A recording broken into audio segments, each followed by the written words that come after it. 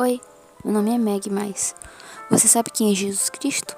Bem, provavelmente você deve ter algum tipo de noção sobre quem é ele, porque o Brasil é um dos países com mais pessoas cristãs no mundo.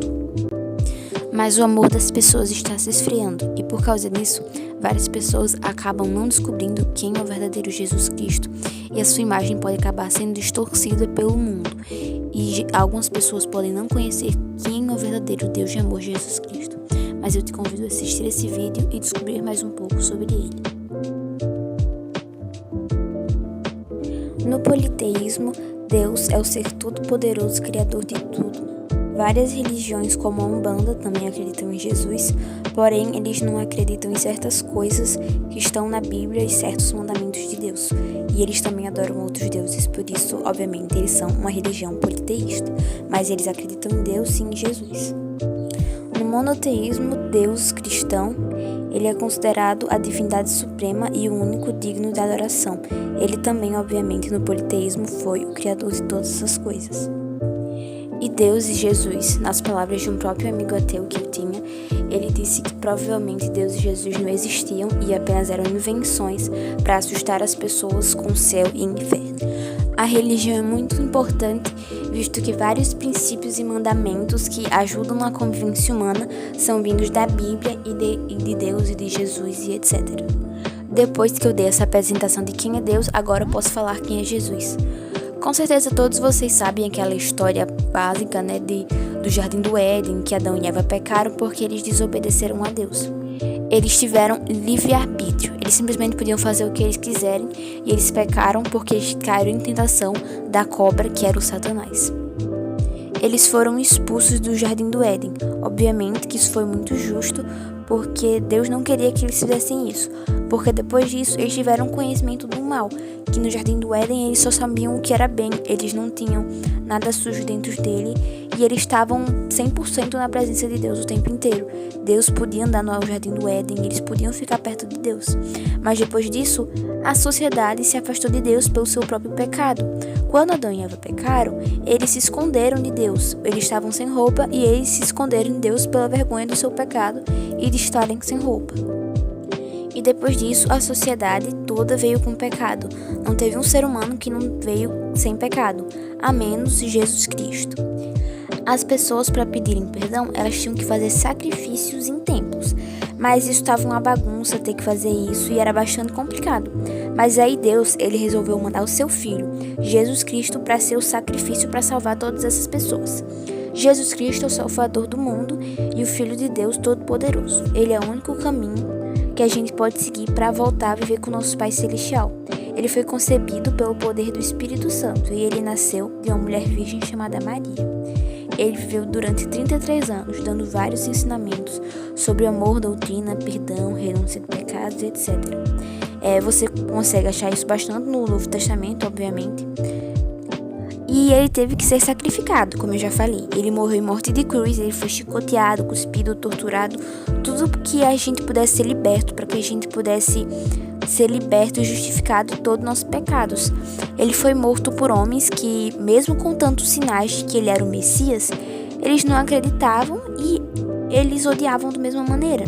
E Jesus, ele morreu por amor, porque ele tinha um livre-arbítrio. Da mesma maneira que Adão e Eva tiveram livre-arbítrio e escolheu o bem e o mal, Jesus, ele teve o livre-arbítrio. Se ele quisesse, ele podia pecar. Se ele quisesse, ele podia simplesmente falar, não, eu não vou morrer por esses pecadores. Mas ele morreu por amor a todos nós. E Jesus, o Filho unigênito de Deus Todo-Poderoso, ele foi abandonado por Deus por um breve momento, porque Deus é santo e ele teve que abandonar, para que todo o nosso pecado fosse lavado com o sangue de Cristo e para que tudo que é errado que a gente fez, a gente pudesse pedir perdão se o nosso coração realmente estivesse limpo e fosse muito mais fácil de adorar e etc. Mas Jesus, ele ressuscitou ao terceiro dia, depois da morte dele, porque Deus o exaltou, porque ele morreu por nós. E agora ele é o nome sobre todo nome, e ele só fez isso por amor a nós. Eu sou uma pessoa que eu adoro a Deus, não porque eu tenho medo de ir pro inferno e porque eu quero ir pro céu. É claro que eu quero ir pro céu, é claro que eu quero ir pro céu. Mas eu sei que se Deus me jogasse no inferno, ele iria estar sendo justo, porque todo mundo merece o inferno.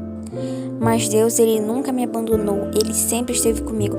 A todo custo, Ele é misericordioso, Ele me dá perdão, Ele realmente me ama. E essa é realmente a primeira pessoa que me faz eu me sentir tão bem comigo mesma. Jesus é a videira verdadeira, como diz em 1 João, capítulo 15, do 1 ao 12. Jesus disse: Eu sou a videira verdadeira, e o meu Pai é o lavrador. Todos os ramos que não dão uvas, Ele corta, embora eles estejam em mim.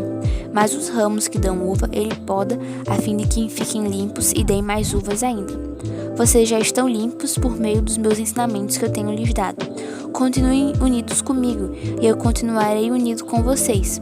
Pois assim como o ramo só dá uvas quando está unido com a planta, assim também vocês só podem dar frutos se ficarem unidos comigo.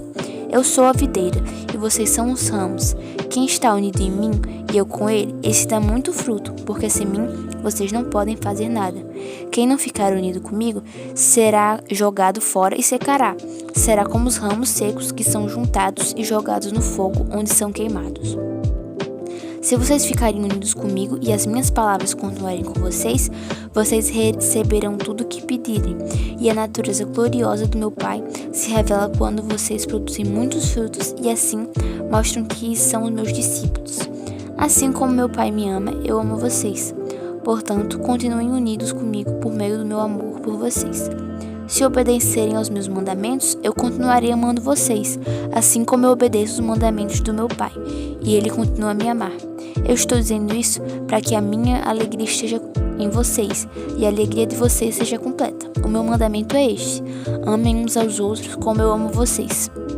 Jesus é a água viva, como diz em João capítulo 4, versículo 13 ao 14. Então Jesus disse: quem beber desta água terá sede de novo. Mas a pessoa que beber da água que eu lhe der nunca mais terá sede, porque a água que eu lhe der se tornará nela uma fonte de água que dará a vida eterna.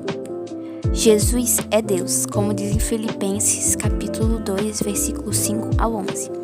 Tenham entre vocês o mesmo modo de pensar que Cristo Jesus tinha. Ele tinha a natureza de Deus, mas não tentou ficar igual a Deus. Pelo contrário, ele abriu mão de tudo que era seu e tomou a natureza de servo, tornando-se assim igual aos seres humanos e vivendo a vida comum de um ser humano. Ele foi humilde e obedeceu a Deus até a morte de cruz. Por isso Deus deu a Jesus a mais alta honra e pôs ele um nome que é mais importante de todos os nomes, para que, em homenagem ao nome de Jesus, todas as criaturas na terra, no céu, no mundo dos mortos, caiam de joelhos e declarem abertamente que Jesus Cristo é o Senhor, para a glória de Deus, o Pai. Jesus é o pão da vida, como diz em João, capítulo 6, versículo 35. Jesus respondeu: Eu sou o pão da vida. Quem vem a mim nunca mais terá fome, e quem crê em mim nunca mais terá sede. Mas eu já disse que vocês não creem em mim, embora estejam me vendo.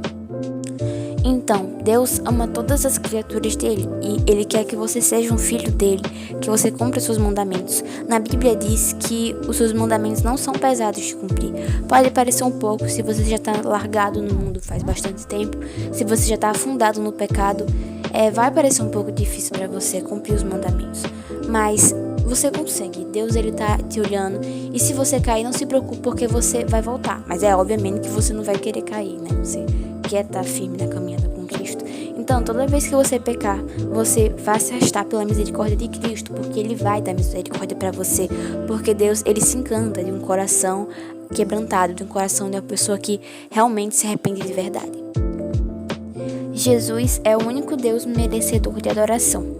Se você confessar com a sua boca que Jesus é o Senhor e crer em seu coração que Deus o ressuscitou dentre os mortos, será salvo. Romanos capítulo 10, versículo 9. Bem, é isso, gente. Obrigada por terem assistido até aqui. Deus abençoe e tchau.